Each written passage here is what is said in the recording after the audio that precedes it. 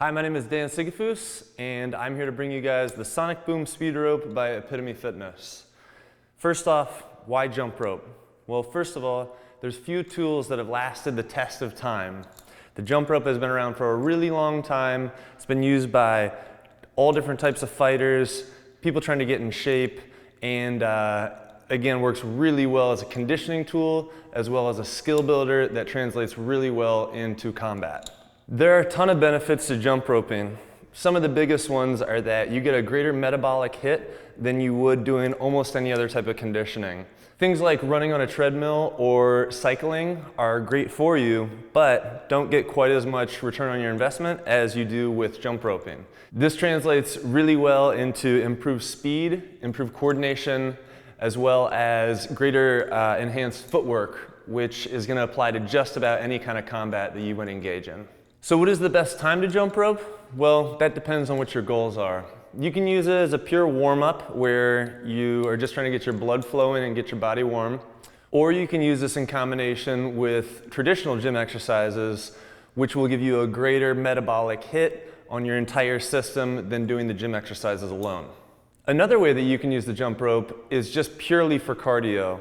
If you do 5, 10, 20, 30 minutes of jump rope, you're going to be able to get a ton of calorie burn, as well as being able to develop your skill with your hands and your feet. If you are interested in using the jump rope as a skill builder, there is no finite amount of time, as just like playing the piano or anything else that you would practice. The more you do it, the better you'll become. Who is jump rope good for? Just about everybody. The people who are going to benefit the most are people who are interested in improved hand and foot coordination, people who are trying to develop speed, or those looking for a simple body composition change, fat loss.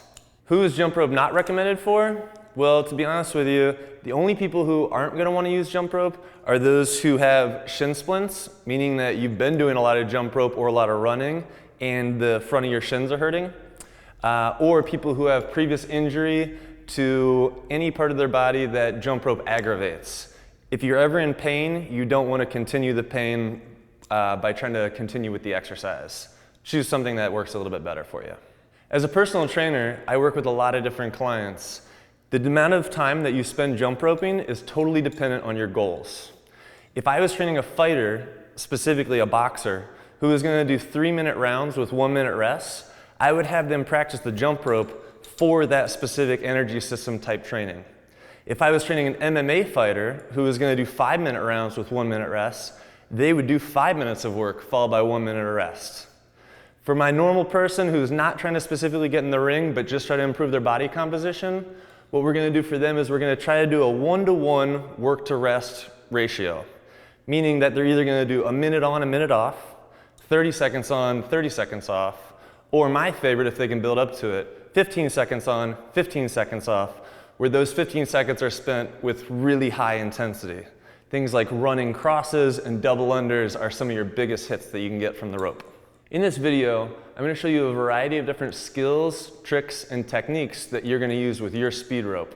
It's important to learn different techniques because as a fighter, you're going to want to be able to use different techniques in the ring, so it makes sense that with the jump rope you would want to learn different techniques as well.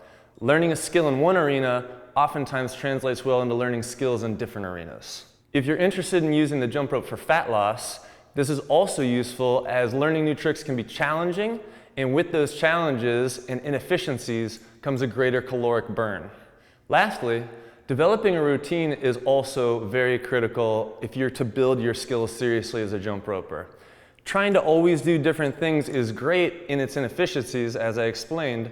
However, getting really good at a couple things is crucial for trying to master these intervals that eventually are going to be pushing your conditioning levels. As important as it is to learn new skills, it's also really important to develop a routine. Developing a routine is crucial because as you continue to do the same skills over and over and over again, you get masterful at them.